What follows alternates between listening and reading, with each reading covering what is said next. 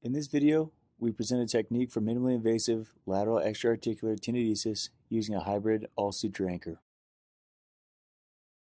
Key surgical landmarks are marked, including the fibular head, Gerdy's tubercle, lateral collateral ligament, and the planned incision is made proximal to the lateral femoral epicondyle. 2 to 3 centimeter longitudinal incision is made over the lateral distal femur, in line with the IT band, and overlying tissue is cleared with a Cobb elevator, extending proximally and distally to Gerdy's tubercle. A fresh marking pen is used to demarcate the intended anterior and posterior aspects of the IT band dissection, which will be approximately 10 millimeters in width along the middle to posterior third of the IT band. Using a number 10 scalpel, 2 parallel longitudinal incisions are made in the IT band, in line with its fibers, and the incisions are carried proximally. The proximal IT band is then released approximately 60 to 80 millimeters from Gerdy's tubercle to ensure adequate graft. Once the graft is harvested, a fiber loop suture tape is passed through the free end of the graft for 2 to 3 circumferential whip stitches. The graft is wrapped in a vancomycin soap sponge while the LCL is identified. A scalpel or electrocautery is used to incise tissue just anterior and posterior to the LCL. A curved hemostat is passed beneath the LCL, superficial to joint capsule, to create a pathway for the graft. A passing suture is placed deep to the LCL to facilitate future passage.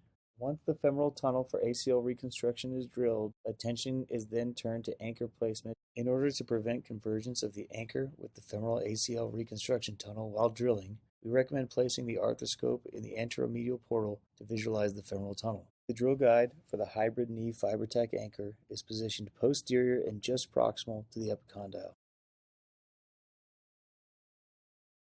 If convergence occurs, then the guide should be adjusted slightly more proximal.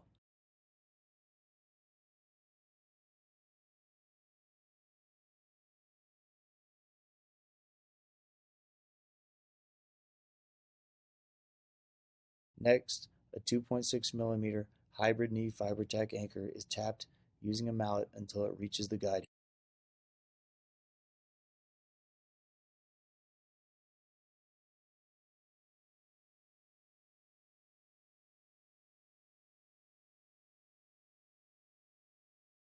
The inserter and guide handle are removed, and the suture limbs are pulled to set the anchor and ensure secure fixation.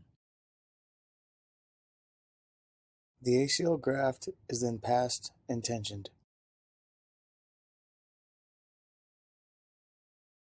Following ACL reconstruction graft tensioning and fixation, the IT bend graft is passed deep to the lateral collateral ligament using the previously placed passing suture, shuttling the graft deep to the LCL from distal to proximal.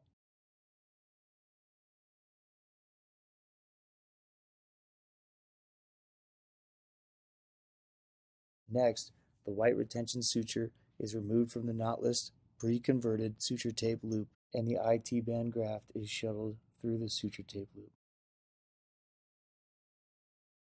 The suture tape loop is provisionally tensioned with the knee in 30 to 60 degrees of flexion and neutral rotation. Once the desired constraint is confirmed by cycling the knee, the loop is fully tensioned to secure the IT band graft against the femoral cortex.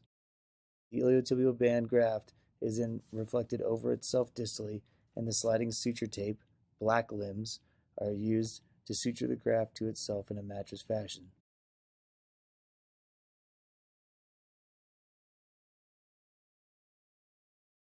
The limbs of the sliding suture tape and any excess iliotibial band graft are trimmed, completing the hybrid knee fiber tack anchor construct.